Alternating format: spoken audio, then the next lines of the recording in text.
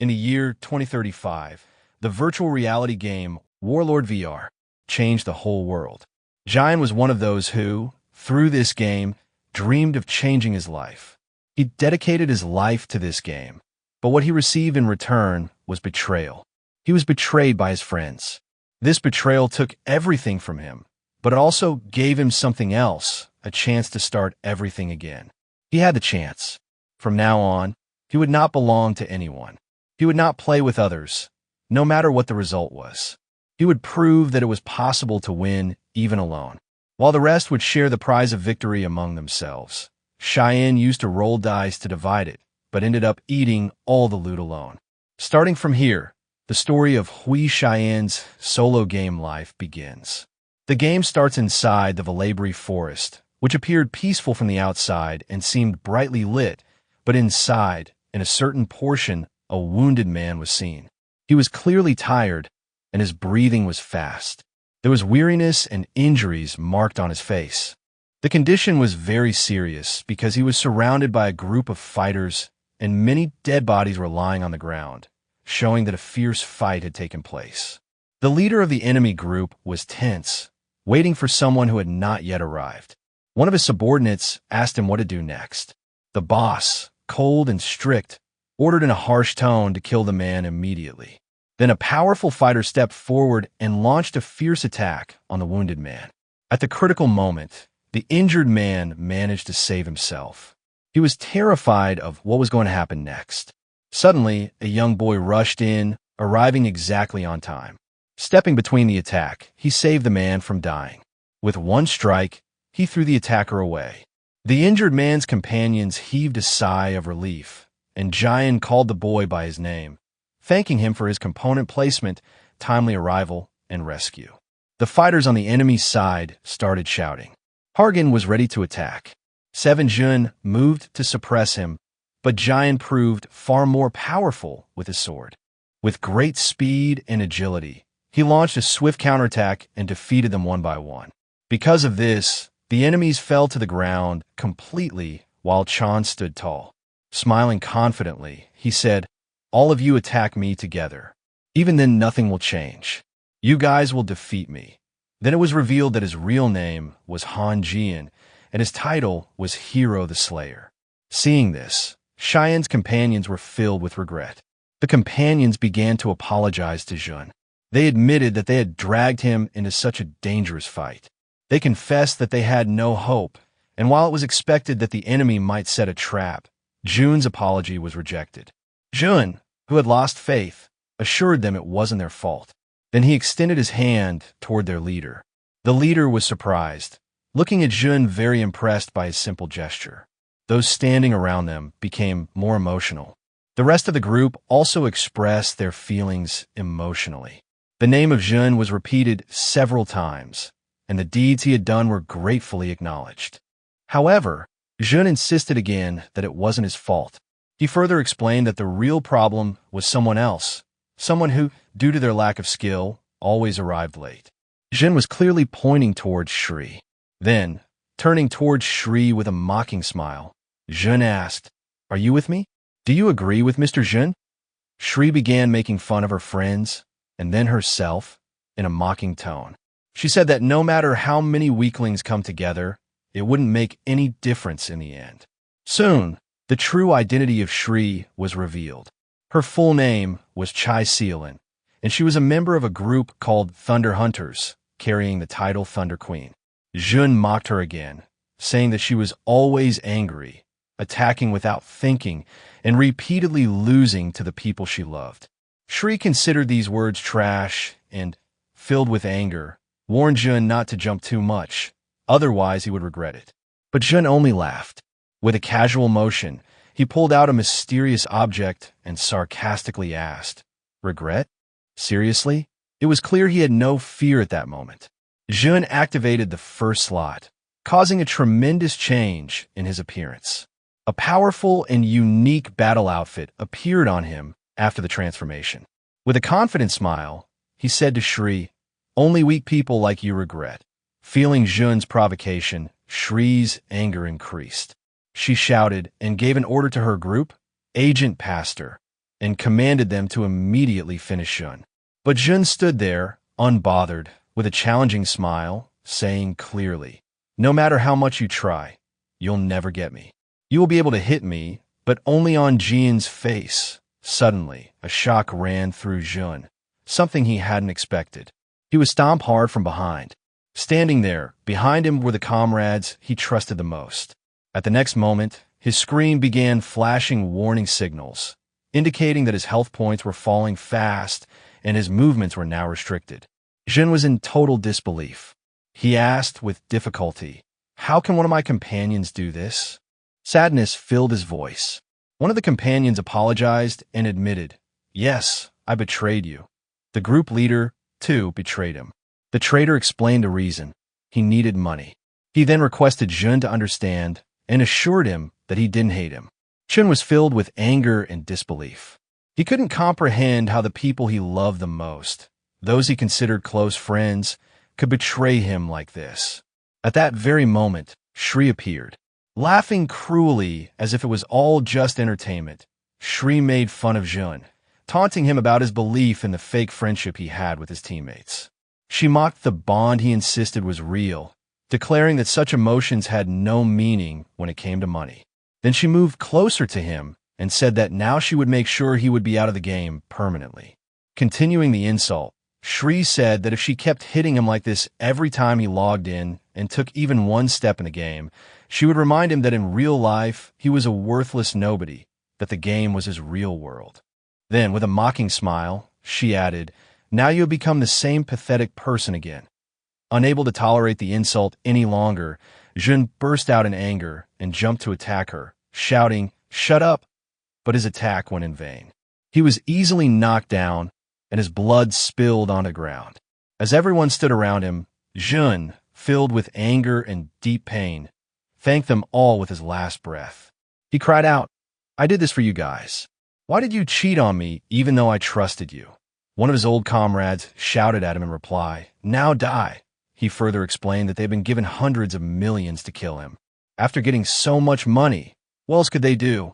For them, it was all just a great hobby, causing so much trouble and betrayal just for the sake of money.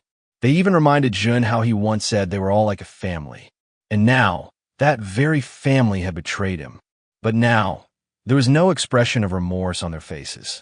Soyeon was smiling on the screen as the word dead flashed repeatedly.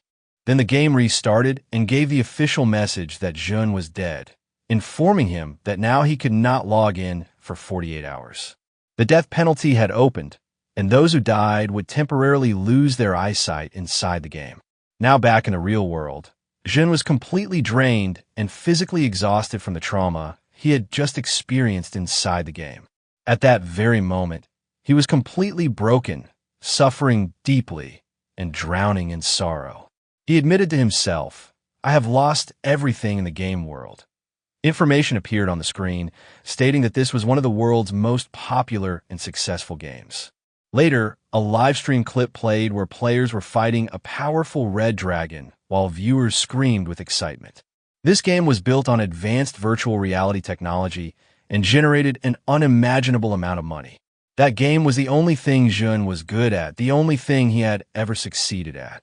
In real life, he was always considered worthless, trash even. He recalled the past when he first showed his exceptional skills in the game. An impressed player had come to him, shocked by his abilities, and asked, "What is your level?" Jun had smiled proudly at that time. He was offered a team up, and at that moment, for the first time, Jun felt a sense of belonging. Now, remembering all of it, what had happened to him, for a moment he thought he would forgive those who had betrayed him. But within seconds, a wave of intense anger passed through him. Rage ran inside him and completely changed his decision. Jun decided that he would find them all and take revenge on each one of them for whatever they did to him. All those pains and all those betrayals came flooding back. He started remembering the sacrifices he had made for them. Burning with anger, he made a call to someone whose name was Dong-soo. Jun was running on the road, deeply drowned in thought, and did not even realize that the signal had turned red. By the time he realized it, it was too late. He thought to himself, "I wish I knew earlier that everything would end like this." Maybe I would have never cared for anyone. But as he was trying to escape his thoughts, a speeding truck hit him hard. The scene was filled with blood all around. People screamed, shouting that someone had been hit by a truck. Jin was lying on the ground, caught between life and death. As he struggled, he heard his phone ring. The voice said, "The number you have called is unavailable. Please try again later." At that moment, he felt another cruel irony. Of all the things that happened, the one that hit him was a garbage truck. With great difficulty, Jun thought, "I can't die yet." A painful memory flashed in his mind, the memory of his old friends yelling at him, telling him to die, mocking him. He remembered their faces when they betrayed him. With his last breath, he swore, "I will take revenge, that too ruthlessly." Just then, a bright light shone around him, as if some mysterious connection was being established. Another notification popped up, stating, "Connection is being verified." At the same time, a new message came, welcoming him back into the game under the username Harkin. Jun was completely shocked to see this. Now, he had to face a legendary challenge. The Beast Man-Eater, the Lord of the Labyrinth, and that too in the tutorial stage of the game. Stunned by the seriousness of this tutorial, Jun was left asking himself, what happened now? A new player nearby was feeling frustrated and shouted, "Come to your senses and help me. The monster is attacking. We'll all die soon."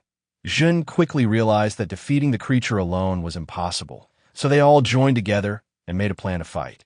During the conversation, Jun said in disbelief, "It is the same monster," which was removed from a game 5 years ago because of its difficulty. His teammate responded with surprise, saying the game Warlord was launched just 10 months ago.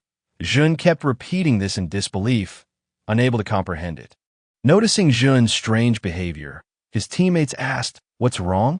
Why are you reacting like this?" But Jun ignored the instructions. While the teammates said, "Focus, be ready, signal when we meet," Jun said nothing and silently started walking away from the group. This made everyone confused. Jun's teammates started shouting and asking where he was going, but he stayed silent and kept moving forward, which only increased their confusion even more. Then one of them shouted, "What are you doing? Have you gone crazy? The monster is standing right in front of you." Suddenly, the beast charged towards Jun at full speed. The teammates panicked and started shouting, telling him to step back, warning that he would die. But Jun didn't hesitate for even a moment. He faced the monster with full confidence, swiftly revolving and delivering a powerful strike that killed the creature with a fatal blow. Everyone watching his strength was stunned. The beast roared loudly before collapsing, and Jun's devastating attack sent 2 of the players falling back in shock. They stood there, unable to believe that Jun had defeated the monster in just one shot. Both of them looked at him in surprise, then smiled, and one of the players openly praised Jun's talent. He extended his hand, inviting Jun to join their guild. But that simple gesture reminded Jun of a painful memory, the very moment he had once been betrayed. Jun's expression changed instantly. Anger lit up in his eyes. He said coldly, "I made my decision a while ago." Both players were confused, asking what decision he was talking about. But before they could understand anything, Jun struck. There was only rage in his eyes, a rage that demanded bloodshed. Jun was completely shattered inside. He said to himself with strict resolve, "If in this life I ever trust anyone again, even a dog would be more trustworthy than me." A message appeared on his screen. "Hero Slayer, Herculean Past. I am back." At that very moment, Jun opened his eyes and found himself in a strange place. He removed the virtual reality helmet from his head, looking around in confusion, trying to understand where he was. After a while, he realized that he was inside a gaming store, specifically a V-Gear shop selling VR equipment. As his memory started to come back, he remembered that 5 years ago, he was poor and used to play in this store because he didn't have the money to buy his own gear. A question echoed in Jun's mind. Was I actually back in the past? When the thoughts settled in, he immediately decided that if this really was the past, then a lot had happened that he could now change.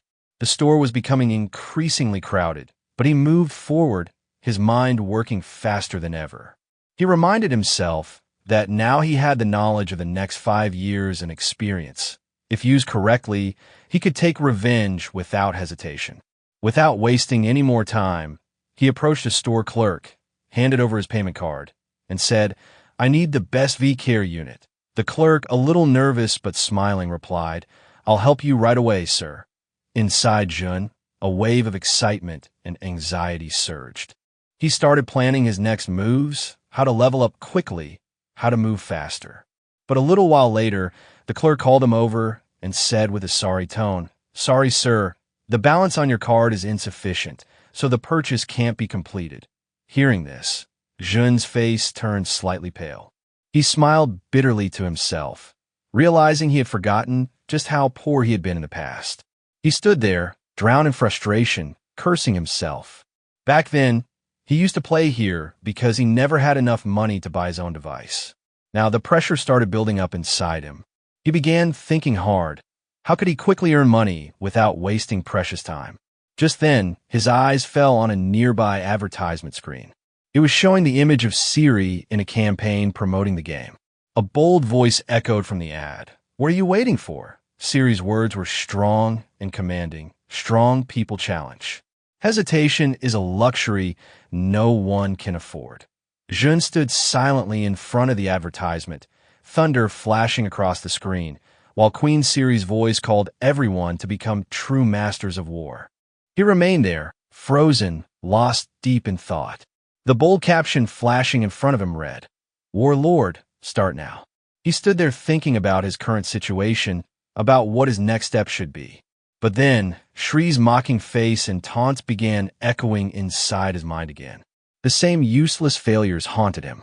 But this time, something different stirred in Jun's eyes, a concrete determination.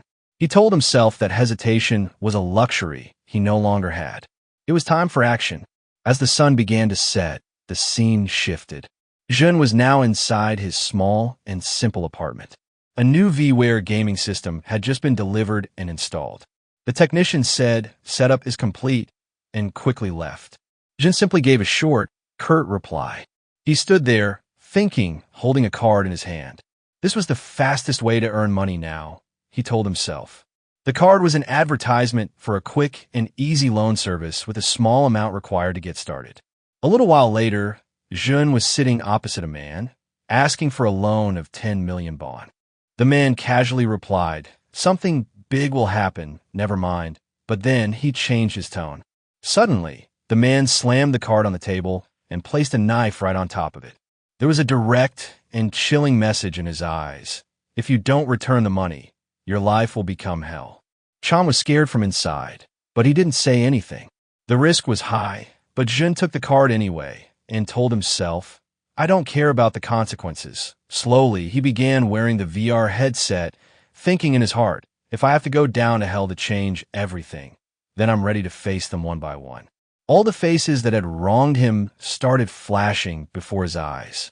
The anger and fire burning inside him betrayed his calm expression. The star connection was loading, and he gritted his teeth in fury. The system quickly recognized him and confirmed, "Login successful. Welcome back, Hurakan." Now, Jun was once again inside the world of Warlord, taking on the character of Hurakan. He stood silently, as if waiting for someone special. Deep inside, he tried to remember the name. Someone important was about to appear.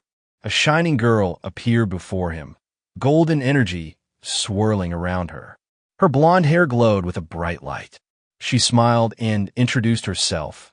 "I'm Ariadne, and I will be the guide of your journey." Jun immediately recognized her, his expression tightening. Ariadne extended her hand towards him, her attention completely on him, and began explaining the basic rules of the game. She said, "You have 3 starter classes available right now. You must choose one. The skills you pick now will determine the direction of your specialization later." This was not just choosing a class. Jun knew this was the very first step of his entire story. Ariadne first explained the warrior class, direct combat, fighting on the front lines. Jun thought for a moment about that class, considering that he already had some experience with weapons. Maybe he could level up faster that way. But then he rejected it. He knew deep down that walking the path of a frontline fighter alone would be too difficult. Next, Ariadne introduced the cleric class, a support role, healing and helping others. Jin didn't even waste a single moment thinking about it. He plainly said to Ariadne, "I have no intention of protecting or supporting anyone." Now, only one option was left. Ariadne smiled slightly and said, "Good luck. Enjoy your adventure." Then, she started activating his selection. Golden magical energy began to radiate from her hands. The swirling energy rose and surrounded Jun, wrapping him in a blinding golden light, all sides, darkening his face.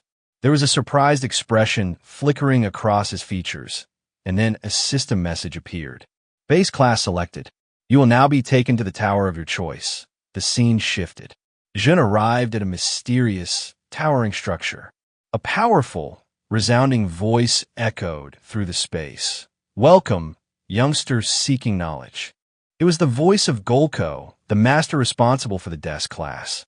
Golko, who trained players in the mystic arts, asked, "What magic do you want to learn?" Without hesitation, Jun replied, "Dark magic." Golko was left stunned for a moment. He couldn't believe what he had just heard.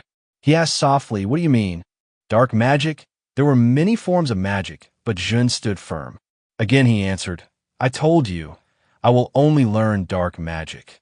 Golko's expression changed instantly. Worry was clearly visible on his face now.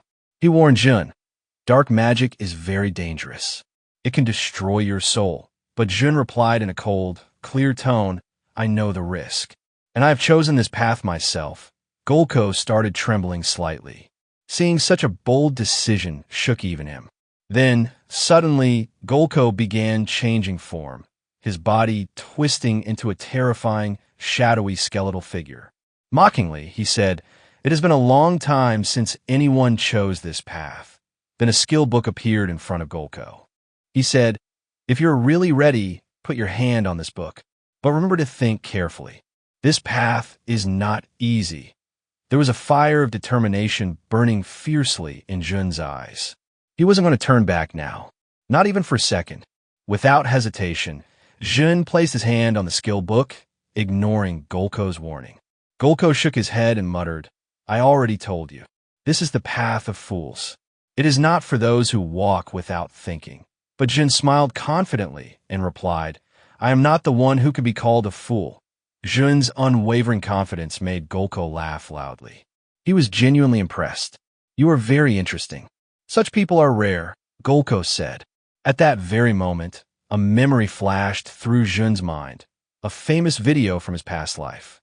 He remembered a player who used necromancy, the dark art of summoning the dead, to defeat a powerful boss alone without any help. The thought crystallized in Jun's mind. This was the power he would claim. Then a system message popped up. "Congratulations. You have officially become a necromancer. Title unlocked, Novice Necromancer. Skill unlocked, Skeleton Shard." A confident smile returned to Jun's face once again. Repeating the name of his new skill, Skeleton Shard, Jun activated the skill. Energy gathered in his hand, and a skeletal head began to form. When he threw it onto the ground, the magical white energy slowly began taking the shape of a skeleton warrior. A message appeared. To complete the skeletal warrior, you need to believe in your selection. Jun silently watched the skeleton forming and said to himself, "This time, I will become a necromancer at any cost." As soon as Jun's skeleton was fully formed, the transformation into a true necromancer was complete. Now he was ready. Smiling, he said, "Let's level up." Then he asked himself, "Where is the training dungeon?" But before he could move, he noticed something weird. His new summoned skeleton was holding its own skull and bouncing like a ball. Jun stood stunned, watching the skeleton's bizarre behavior. He thought, why is the skeleton behaving like this? Without wasting any more time, he entered the glowing portal and reached the beginner training dungeon. But even there, his doubt grew stronger. The skeleton was still behaving strangely, not at all like he remembered. Is the skill still at a low level? He wondered. Immediately, he opened the skill window and started reading the details. From there, he figured out the reason. Maybe the skeleton was acting like this because of low mastery level. Now he understood. To fix this, he would have to increase the level quickly. At that moment, a loud thunder echoed through the dungeon. Creatures had appeared, coal wolves. They weren't very strong, but they were fast. A decent challenge for the skeleton. Jun set his eyes on the wolves and, without delay, threw a skeleton shard at the enemies. The magical energy surged forward. The skeleton formed completely this time, ready for battle. As soon as the enemies appeared, the skeleton sensed them. The wolves took combat stances, growling slowly and cautiously. Jun, confident and smug, gave the command to the skeleton to attack. The skeleton immediately rushed forward and attacked the wolves fiercely. Jun was shocked. The skeleton was performing better than he expected. He felt a surge of hope. If everything went on like this, he could reach the top level soon. But his surprise soon turned into shock. The skeleton's bones scattered all over the ground. Jun stood frozen, disbelief all over his face. What happened? The skeleton had just collapsed. His expression twisted in confusion. He felt like the system was mocking him. Panic rose inside him as he quickly opened the skill window, desperate to find where he had gone wrong. Reading through it, he realized the problem. The skeleton's combat mode wasn't set. There was a built-in AI system that learned from battle experience and had 3 modes: defense, offense, and a special mode. Jun slapped his forehead, sighing heavily. "Hey friend, this was basic," he muttered. Then he activated the defensive mode. Suddenly, the skeleton's eyes flashed brightly. But before Jun could celebrate, he watched in horror. The wolves started dragging the skeleton like it was a toy, tearing it apart piece by piece. There was no resistance at all. The defensive mode left Jun even more stunned. Desperation creeping in, he quickly activated the third option, special mode, hoping that maybe something would finally go right. But what happened next crushed all his hopes. The skeleton suddenly started dancing. Yes, genuinely dancing. Jun stared in disbelief as his skeleton began doing dance moves in the middle of the battlefield. He immediately realized the situation was beyond saving. Tears welled up in his eyes. He blamed himself, thinking, "What have I done?" The skeleton was completely destroyed, lying broken on the ground. Clutching his head, Jun groaned, "I'm going to lose my mind." He made up his mind then and there. He was going to delete the character immediately. He tried, but the system message had been popping up for 3 months straight. Do not delete short-term character accounts. Maybe now Jun was truly trapped. There was only one thing before his eyes: complete humiliation. Sitting on the ground in despair, the drowned Jun mumbled, "I can't even marry my chosen class." He realized he couldn't even change his class anymore. That's when he remembered something even worse. The loan installments were about to start from next month. Thinking sarcastically, he muttered, "Maybe I'll get hit by a car again. Why is my luck so bad right now?" As everything seemed to spiral downward, he tried to encourage himself, saying things were just starting to get better. He cast a frustrated glance at the useless skeleton standing nearby, the same skeleton that hadn't helped him even once. His frustration flared, and he began scolding the skeleton. "You're driving me crazy. Don't move. Stay right there." The skeleton stood awkwardly in place. Suddenly, a memory from his past life flashed through Jun's mind: a skilled necromancer. He recalled how that guy controlled his skeletons flawlessly. He started thinking, was that guy a fool? How did he train those skeletons? Then, an idea struck him like lightning. Immediately, he opened the skill description window again. Digging deeper this time, he found something crucial he had completely missed before. The creature came with a deep learning system. It gained experience through battle. This was the real key. Jun realized that his skeleton had actually been observing and learning from the Coal Wolves' fight. Filled with newfound determination, he walked over to the skeleton and sat next to it. He stood up and said confidently, "How lucky are you that I am your master?" The skeleton tilted its head slightly, confused, staring at Jun like a little girl seeing a superhero.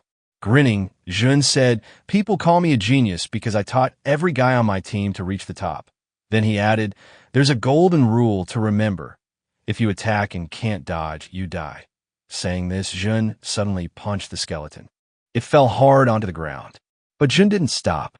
Every time the skeleton got up, he launched another attack. While hitting it repeatedly, he kept explaining, "Don't just stand there like an idiot after taking a hit. Think, how will you counter?" Then he asked sharply, "Did you understand?" The skeleton stood up, taking a ready stance. A new seriousness flickered in its glowing eyes, and a confident look settled on its face. Jun smiled. "Now you're my real training." After some time, coal wolves reappeared, ready to attack. This time, Jun stood aside and watched as the skeleton charged forward on its own. It immediately began applying what it had learned, dodging skillfully at the right moments, counterattacking with sharp strikes. The skeleton fought with impressive skill now, and Jun couldn't take his eyes off it. Suddenly, in the middle of fighting, the skeleton paused and turned to look at Jun with deep admiration in its glowing eyes. Jun stared back and scolded it mildly. "Don't look at me like that, idiot, fight properly." But then Jun smiled a little and said, "Your last move wasn't bad." Jun's skill, fragment of the skeleton, started to improve faster as he continued training and fighting alongside his skeleton. He kept pushing himself too. Then, a system message appeared, "Player level up." Seeing this, a different kind of satisfaction and happiness washed over him. After that, he headed towards a new player's village, Figus Castle, which was bustling with fresh players. While walking through the village, Jun began to think that this skeleton was truly a testament to the hard work he had put in. It was worth it. He felt that if he could get 2 or 3 more days of training, he could comfortably clear the training dungeon solo. But then, a real challenge crept into his mind. The first step was to reach level 10. Just then, a voice called out from behind. "Oi!" Jun turned around and saw a big man standing there with some of his followers. The man was shouting in anger. Apparently, Jun had bumped his shoulder without realizing it, and now the thug was furious that Jun hadn't apologized. Jun started thinking, "This looks like the third-rate red thugs, wasting my precious time." He seriously considered finishing them off right there when one of the men suddenly moved to attack. But before Jun could react, someone else intervened. A man wearing strange clothes casually stepped in and easily stopped the attacker's hand. With a smile, he said, "It's not right to kill such people, understand?" The big man growled angrily. "Who are you? Are you with him?" But the newcomer simply replied, "I'm not okay with this." Jun immediately recognized the man, Methador Shev, a very famous person from his past life, a powerful warrior. Jun confirmed it by glancing at the man's massive muscles and the signature odd number branded on his gear.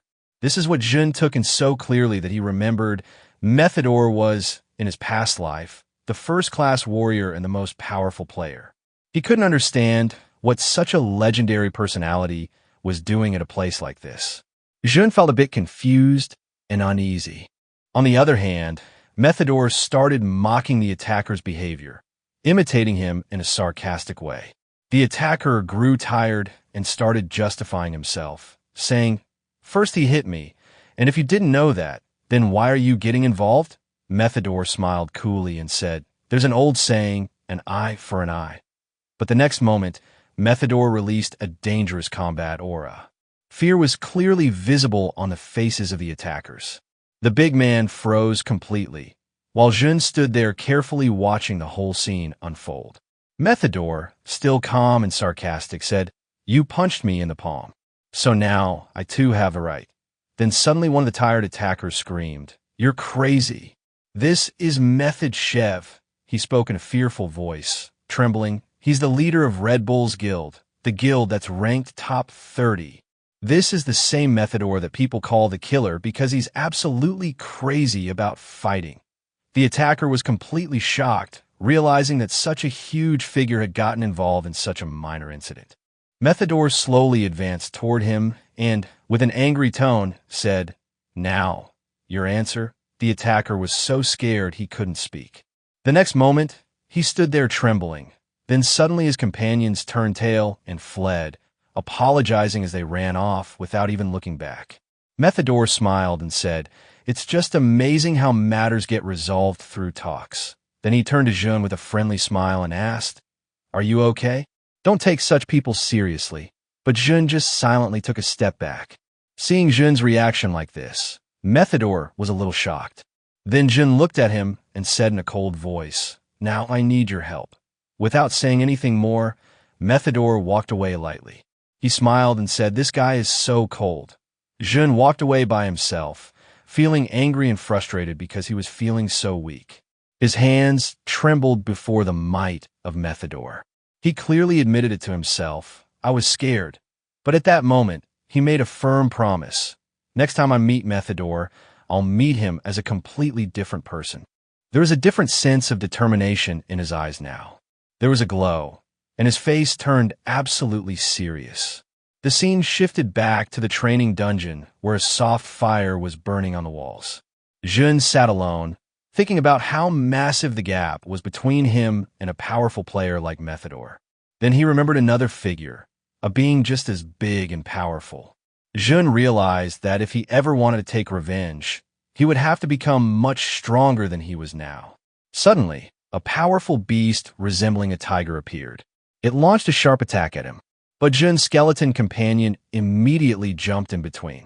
Using its newly learned skills, the skeleton attacked the tiger aggressively. The tiger struggled a lot while fighting against the skeleton's relentless assault. It received heavy damage, and the battle ended shortly after. A system notification popped up, "Cold Tiger killed." This led to Jun leveling up. But even after this success, Jun wasn't happy. Reaching level 10 had taken him 3 whole days, more than he had expected. Although Skeleton looked proud and happy, Jun's disappointment was obvious. Skeleton tilted its head, unable to understand why Jun looked so upset. Then a new message appeared. "Congratulations. You have reached level 10. All monsters in the beginner's area have been cleared. The beginner's mark has been withdrawn. Rewards will now be distributed." Reading this, happiness finally spread across Jun's face. Then, a device appeared on his wrist. The War Watch was revealed. It had many features: status, quests, map, inventory, and it also worked as a communication device. For the first time in a long while, Jun felt really good. Using the device, he requested to open the status window. In the next moment, it appeared: name, Haken level, 10 class. Necromancer. He already had some points allocated in his stats. Strength, 3 stamina, 3 intelligence, 2 mana, 5. Then a new message came: "Please distribute your earned points." This was the first time Jun thought seriously about how to allocate them. Normally, as a necromancer, one would invest in intelligence or mana. But Jun did something completely unexpected. With confidence, he put all his points into strength. Another message popped up: strength plus 50. Jun looked at his hand where another window floated. Total strength, 53. A smile slowly formed on Jun's face. He was completely satisfied with the choice he made. It felt perfect according to him. But the skeleton stood beside him, staring at Jun with wide, confused eyes. Jun's disappointment was clearly visible. It was as if Skeleton thought Jun had given up his dream of becoming a necromancer by putting all stat points into strength. Seeing this, Jun got irritated and started shouting at Skeleton. Then he asked, "Why are you staring like that?" He lightly struck the skeleton on the head and said, "I haven't given up being a necromancer, understand? I'm teaching you to grow. I'm helping you." He left it at that. Jun believed that even if he increased intelligence, it wouldn't matter much. By increasing physical strength, he could reach the peak of his past combat techniques and transfer that training to the skeleton. Then in a serious manner, he said, "I am risking my life for you.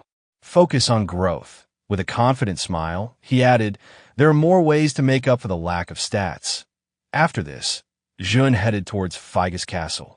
He made his way to the Adventurers Guild building where a huge crowd of new adventurers had gathered, all excited and arguing with each other about the quests. Jun had to understand which quest he could take that was available for now. The quests weren't that great, but the enthusiasm in everyone was clear. After all, they were all beginners. He approached a staff member of the guild and said, "I want to take on a quest." The staff member looked at him with surprise and said, The only quests left are very difficult. No one wants to take them. Are you sure? Jin paused and looked at the quest list carefully. He saw that the quests were really useless, but then a confident expression came to his face.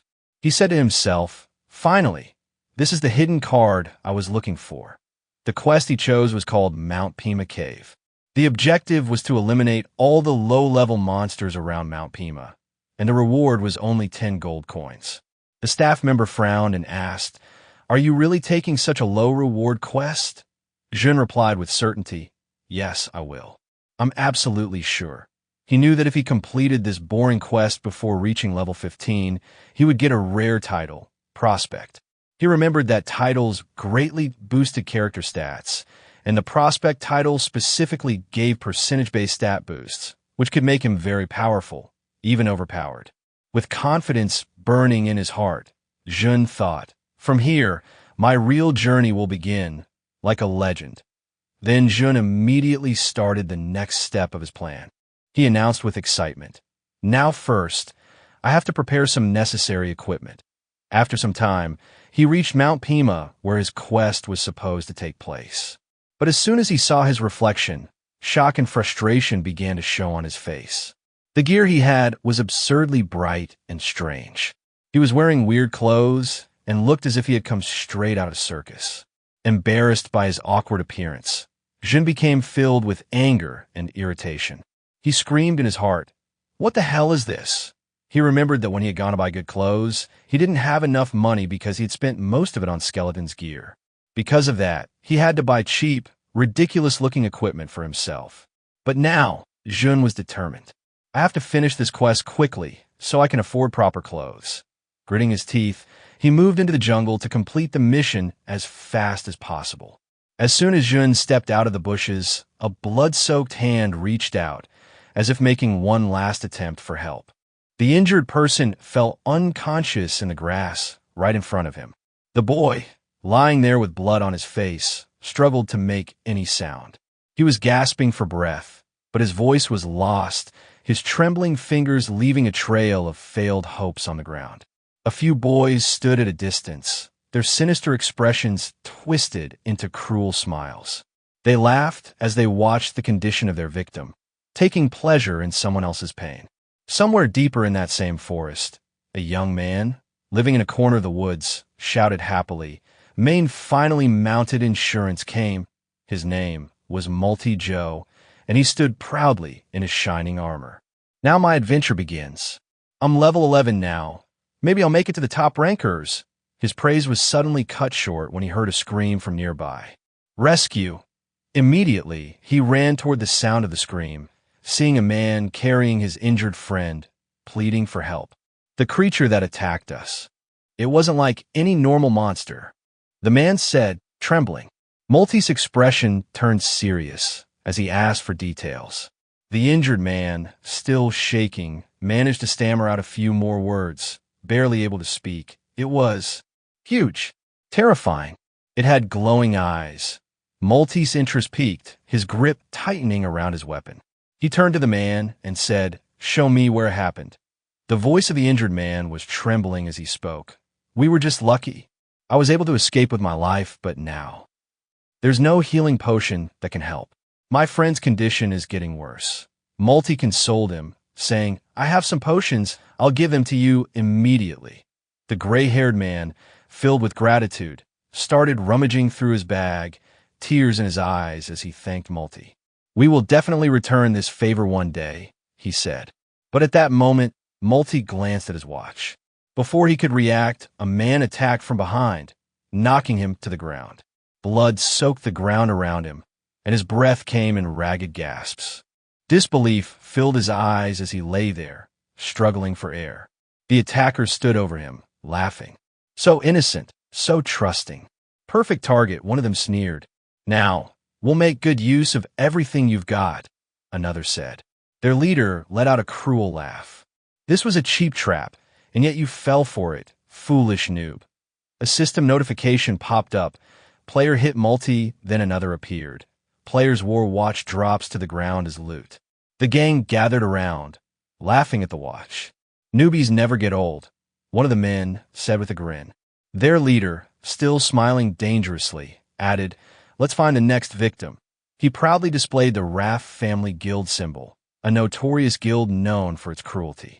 Meanwhile, on the other side of the forest, Jun's skeleton stood in the shadows, ready for action. Two large trees loomed ahead, and the beasts lingering in the darkness howled. Wooden wolves, their glowing red eyes striking fear into any who dared approach. "Attack mode," Jun ordered, raising his finger. The skeleton's eyes gleamed with a bright blue glow as it sprang into action. Its sword cut through the air, swiftly and decisively. One wolf fell after another as the skeleton attacked with precision. The system buzzed with notifications. Skeleton warrior defeats antique tree wolf. 375 XP gained. Jun gains 366 XP. A small smile spread across Jun's face as he thought to himself, "I did a good thing." After gearing up his skeleton, Jun glanced at his own strange, brightly colored clothes and muttered to himself, "No matter how weird I look, as long as the work gets done, it's fine." The skeleton, noticing its master's attire, grabbed its head in a funny way, as if embarrassed for Jun's condition. Jun glared at it and said, "Shut up and get ready. We'll level up quickly and clear this place." The skeleton obediently picked up its weapon and moved forward. But just as it was about to strike, a sudden, sharp sound pierced the air. An arrow shot at breakneck speed and hit the skeleton straight in the head, freezing in place. Jun was completely shocked and immediately became alert, scanning his surroundings for the source of the arrow. Soon, two men approached casually, offering an apology. "Sorry," one said. "We thought you guys were monsters." They moved closer, explaining the situation in a laid-back manner. Jun, keeping quiet, accepted their apology, but a slight tremor appeared on his face as he noticed something odd. One of the men wore a war watch on his wrist, hidden beneath his clothes. There was blood on the watch, and the weapon slung over his shoulder also had traces of blood. Jun's mind raced. Wow, how wonderful. These guys have nerve. He instantly understood they had come to trick him. Before the moment grew awkward, the narrator stepped in with a grin and said, "Let's help you level up. Consider it our apology." John looked uncertain. "Okay, do you really want to help?" he asked. The narrator simply nodded. This was, after all, how things worked in the jungle. Just then, the distant roar of wild animals echoed through the trees. One of the pair smiled and said, "It's the perfect time to start leveling up." He turned to John and laid out the plan. They would weaken the monsters, and John would deliver the finishing blow to gain the experience points. John agreed, but his gaze lingered on them suspiciously. From behind, the two whispered to each other, as if quietly advancing some hidden agenda. Up ahead, the bulky warrior raised his weapon and asked, "Are you confirming then?" They deliberately provoked the wooden wolves, which made the monsters angry. His fellow mage cast a spell that increased the wolves' attack power. Then he pushed a wolf toward John and started acting, "Oops, happened by mistake." John was surprised. The wolf ran straight at him. He immediately raised his hands to defend himself. Those two, standing far away, were ready for this. They looked forward to seeing John fall down screaming. But in the next moment, John and Skeleton used teamwork to rescue the situation. John knocked the wolf out in just a few seconds. As soon as he won, he stared at Skeleton. He asked, "Why did it take so long to react?" John and Skeleton felt a little embarrassed. Skeleton took a pose, as if he too had realized that his reaction time needed to be improved. John gave him a confident smile. He gave a thumbs up to the others and said, "Let's go. Continue your experiment." They were both shocked to see such power. They didn't expect that. Now, all three of them gradually started to have questions in their minds. Let's see what level this guy actually is. Is he really a beginner? They came up with a new plan. This time, many of them would send a big wave of monsters together so that he couldn't handle it. John got busy fighting monsters. The warrior used stealth to attack from behind. He seized the opportunity and swung his heavy hammer in the air. He lifted himself up and screamed. This time someone won't make a mistake. He hit the hammer with all his might. He was sure this attack would fall directly on John. But in the next moment, John dodged the attack with perfect timing.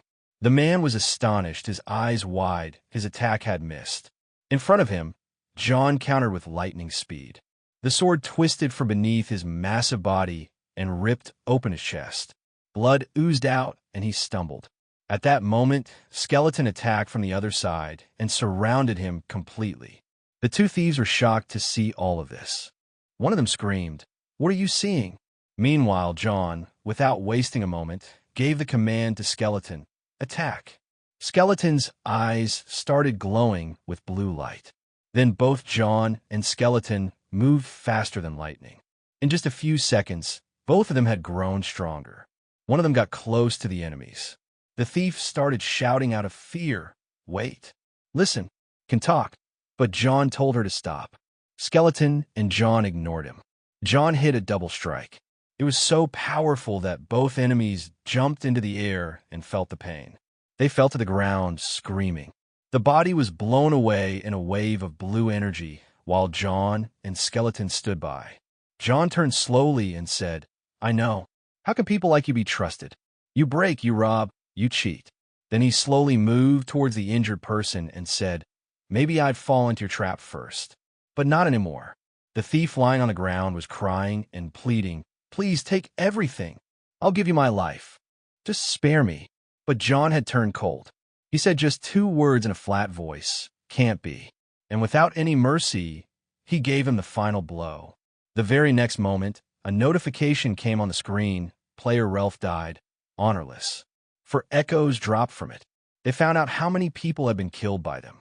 Then John said laughingly, "That just now is the most sensible thing to do in the situation." Taking full advantage of all the spoils, they started with the clothes. Skeleton shouted loudly at the corpse of his massive opponent, kicking him like he was venting all his anger. There was blood on the bones, but he looked at John differently. He stared at him, and John looked back at him warmly. John asked, "Do you also need something?" Skeleton went near her, extended his hand, and gave her the blue magic. She healed with light, after which Skeleton raised his sword in joy. Now it was new. He was wearing pants and was a proud guy. John stood like a warrior, laughing. He said, "Do you like this new look so much?" Then he calmed down a bit and talked about his appearance in the game. He said it doesn't matter how strong you look from the outside. What really counts is the strength within. But even after saying that, John herself started showing off a bit while walking in her new clothes. Looking at Skeleton, she said softly, "War watches turn out to be the real jackpot." She then explained, whenever a player's war watch is sold, a random item from their inventory drops. And that item can be anything like rare black goblin pants, a sword filled with the essence of the ancient tree, or even cursed skill books. Money also started laughing at John's creed and said, "This is where my luck turned, brother." He then raised his hand and showed a special golden mask. Smiling with pride, he said happily, "I expected this. I've completed the craft ahead of time." Then, with determination, he added, "Now I'm going to start recording my gameplay. For that, a solid identity has to be created." He admitted that in order to proceed to the next stage, it was very important to create a unique and different identity. At that very moment, old memories returned to his eyes, memories from when he sat in front of a guild member, excitedly sharing his unique idea.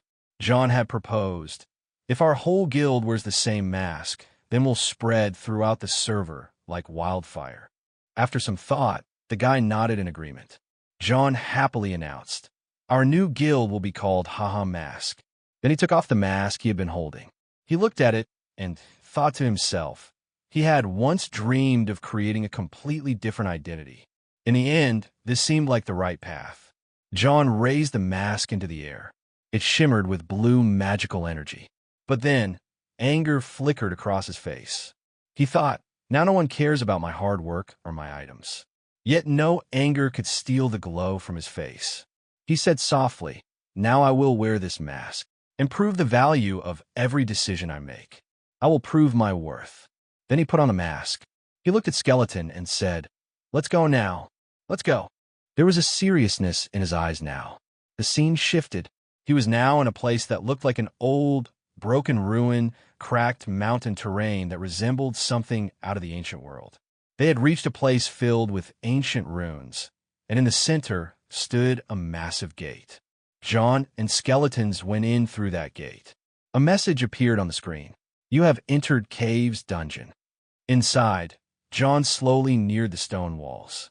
While walking, he said, "In this place, blue werewolves should have been a little tougher. But now my gear is going to be upgraded. It's over, I'll finish it in 10 minutes, dungeon." He shouted in excitement.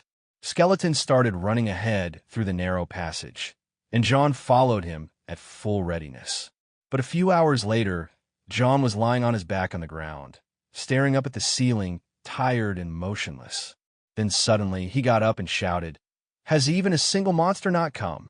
He began to rave in anger. "I feel something's wrong. If someone had entered this dungeon and cleared it, a system message would have come. Or it's a bug or something." Then suddenly, his eyes caught something strange stuck on the wall. A glowing mess of swelling purple energy. He quickly moved closer and touched it. It was something different. Suddenly, that energy began spreading rapidly. It was like a new gate was opening around him. The air began to distort and pull inwards. A message appeared on the screen. "You have found the instant dungeon. You have to get in there." Jaehyun knew. Instant dungeons were randomly generated. When one opened inside a normal dungeon, the original dungeon would pause until it was completed. He also knew these dungeons were harder, but the rewards were equally great. But the risk was greater. Either clear it or die. There was no middle path. Jaehyun thought for a moment about backing out. "If I die in 2 days, it would be better if I'm out of the game. I should do some other mission." But in the next moment, his expression changed. He looked straight ahead. He told himself, as he stepped toward the portal, "Just want to complete this. That's all I need." And with that, he went inside the portal completely. With determination, as soon as Jaehyun entered the portal, a bright flashing light engulfed him. His eyes were dazzled, forcing him to raise his hand to shield them. As the light dimmed slightly, he saw that he was now standing in front of a massive arena, right in the center of what looked like a Roman Colosseum. The skeleton was there with him, standing at his side. Jaehyun glanced around and thought to himself, "Is this some kind of arena duel?" A little nervous, he muttered, "Which opponent are we going to get now?" Just then, the ground beneath them started to tremble slowly. Jaehyun was shocked. "What is happening?" he said. A massive, werewolf-like creature burst into the arena with a furious roar. Above its head, the label corrupted werewolf glowed menacingly. Jaehyun took a step back in surprise. Such a powerful monster. Corrupted too? How come? Suddenly, the beast charged at him. Its first attack was so powerful that a shockwave rippled through the arena. Jaehyun was flung straight into the wall, groaning in pain. Dust clouded the air. The skeleton, still standing in the smoke, was startled but quickly planted his feet, raised his sword, and braced himself, his posture showing resolve. Though the situation looked dangerous, Jaehyun stood up again with a sarcastic smile. He laughed and said, "Now all this is comedy, it seems."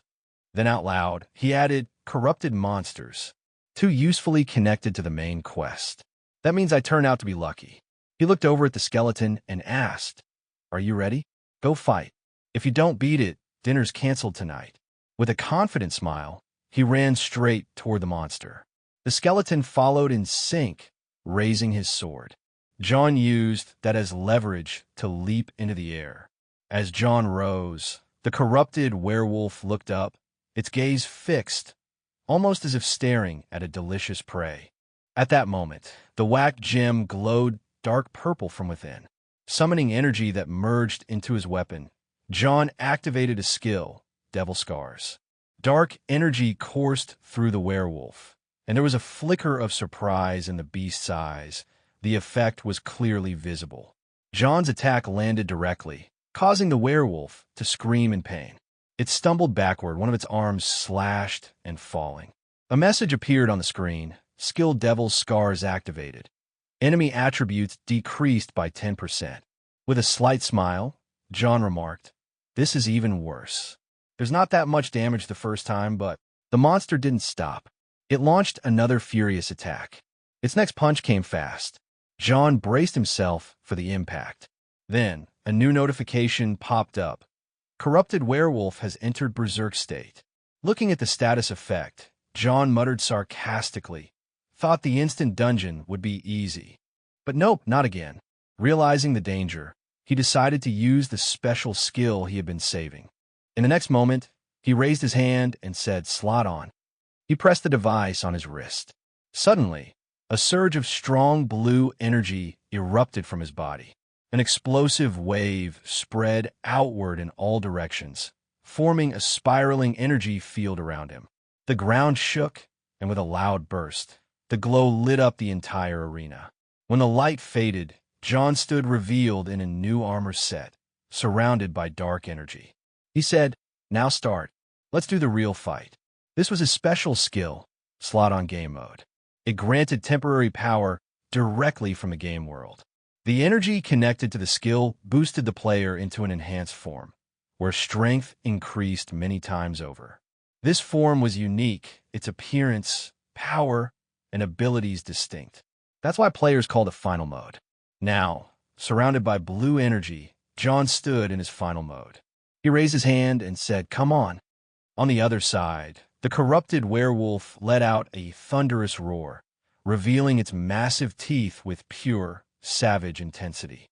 Then, with terrifying speed, it charged toward John and dashed to the side. It raised its claws to launch a fierce attack. Although John managed to evade, the werewolf still succeeded in injuring him once. The monster continued to launch strong, unrelenting attacks, but John skillfully dodged them all, though one swipe came frighteningly close. It almost seemed like it grazed him. John seized the opportunity and leapt back in retreat. In the very next moment, the werewolf attacked again, but John narrowly escaped once more. Now he knew this beast was not normal. Its speed and brute strength made it a dangerous threat. John quickly assessed if this creature lands even 4 clean hits, the fight could end right there. As the werewolf lunged toward him again, John charged with a slight smile. "I have another plan," he told himself. Then, in a flash, he unleashed a sharp sword attack. A wave of blue energy burst forward, heading straight toward the beast. The attack was aimed precisely. It struck its target. A scream echoed across the arena as the werewolf stumbled backward slightly. John remained exactly where he stood, fully prepared, and said, "This is what makes this game fun." But at that very moment, his expression changed. The monster had activated its special skill. The ground beneath John's feet suddenly trembled and cracked. He was instantly reminded. This was the berserk state, where the beast's power increased many times over. He had forgotten. As he turned, he saw the werewolf now right beneath him, red eyes glowing, preparing to finish him off as John fell through the air. But John smirked and taunted, "Hey, you've forgotten something too." In that moment, the skeleton appeared between them, fearless, sword raised high. With a powerful strike, the skeleton landed a clean hit on the beast, chopping off another arm, and once again, passed the momentum back to John. The skeleton had created an opening. "You called it out. Let's move like we trained," John shouted. The werewolf watched, stunned, as both John and the skeleton charged toward it at super speed. Before it could react, the duo launched a coordinated attack. The power of their double strike was overwhelming. The werewolf's body began to burst from the inside, breaking down slowly into small, crumbling pieces, offering no resistance. In the very next moment, a message appeared on the screen. "Corrupted werewolf has been defeated." Soon after, another message followed. "Slot on has been deactivated by John." Victorious, John gave a slight smile and said, "The result wasn't complete." Then, another quest card appeared, its mission now marked complete. The reward, 10 gold coins. Immediately after the battle, more system notifications began appearing in front of John. One of them read, "Skeleton has defeated a powerful monster. Skill has now ranked up T." Along with that came a tally of total earnings, 20,865 gold coins, and an inventory list showing the loot obtained. Reading this, John looked over and found the skull and belt among the items, then laughed happily. "These are the rewards?" "This is amazing," he said cheerfully. Suddenly, another system message popped up on his screen. He had obtained a rare necklace, the Corrupted Tracker necklace, a unique Chronicle-type item. John immediately checked the stats. It gave him a boost of 18 points across various classifications. He stood there stunned. Even among high-rank items, this one stood out. High-rank items are non-tradable, though. But this is better than standard unique items, he said to himself. This is indeed a rare piece. Then his eyes fell on the name again, Corrupted Tracker. His expression shifted.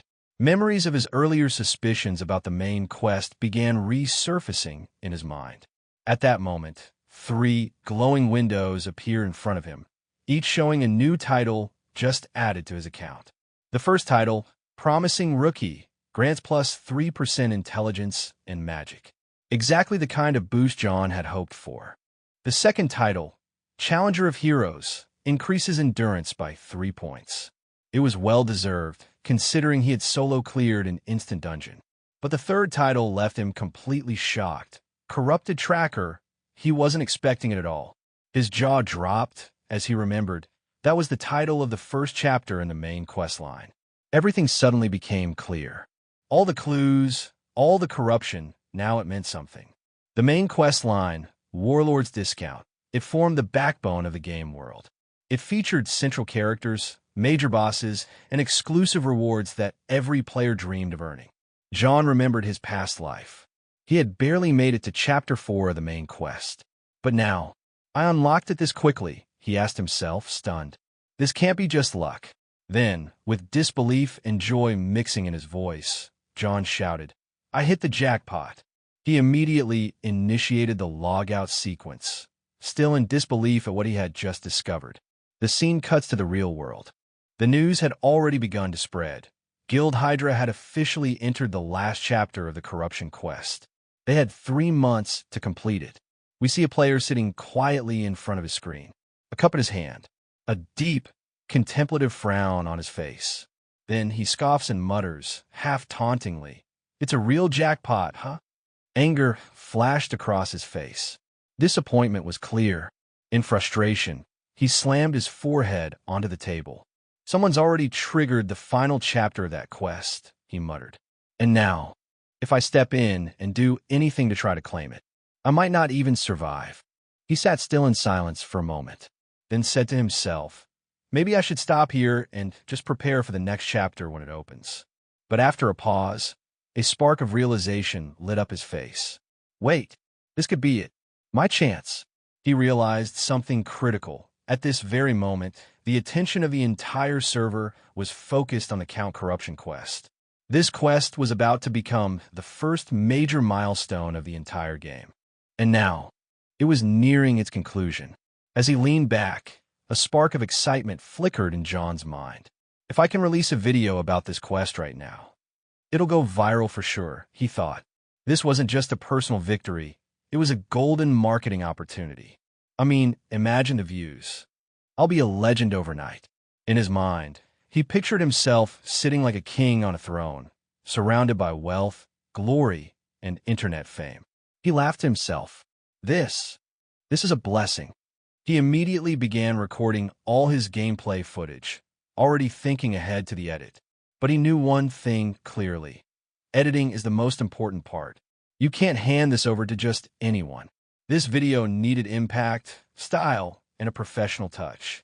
So he decided he'd contact the one person who, in his past life, had been called the god of editing.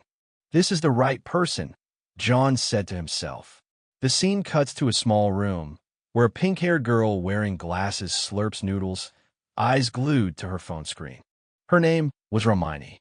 A notification blinked on her phone. Dungeon clear video, edit request. Harkin Romani scoffed, pushing up her glasses. A newbie, she said sarcastically. She tapped on the file. Probably some spoiled rich kid trying to show off on the internet. But the moment the video began playing, her entire expression changed. She jumped up from her chair, eyes wide. It was like she'd just seen something important. Romani leaned in closer to the screen. Her eyes sharpened with intense focus. She whispered to herself, I found it. Romani, widely known online as Hellmouth, was a legendary freelance video editor. Now, holding her phone tight, she grinned with a fire in her eyes. This is my inspiration, she muttered. Elsewhere, high above the city skyline, a woman stood in her luxurious apartment, gazing calmly out the window. She held a sleek tablet in her hands. Her expression was cool and unreadable. Just then, an employee rushed into the room. "Director," he said breathlessly. "You call?" The woman turned slightly and said, "There's been a new video about the Count corruption quest." The employee handed over a report. "It's different from the others," he said. "A level 15 player defeated the corrupted werewolf. Solo." The director raised her eyebrows in mild surprise. "This has never happened before," the employee added. He continued, "I've already had the team verify the footage. It's all real. The player's level checks out." The woman glanced at the footage on her tablet and smirked. "How amusing," she said with sharp confidence. Then she turned to the assistant and gave a simple command, "I want him." Now, at that moment, her true identity was revealed. Her name was Siri Financial, one of the most powerful celebrities in the world and the true face of the massive corporation, Thunder Group. But in the world of Warlord, she was known as Shri, the Thunder Queen. That's it for today's video. I hope you guys enjoy this manhwa as much as I do. And guess what? There's another brand new manhwa recap dropping at the same time. So make sure to check it out. You're definitely going to love it. Thanks for watching.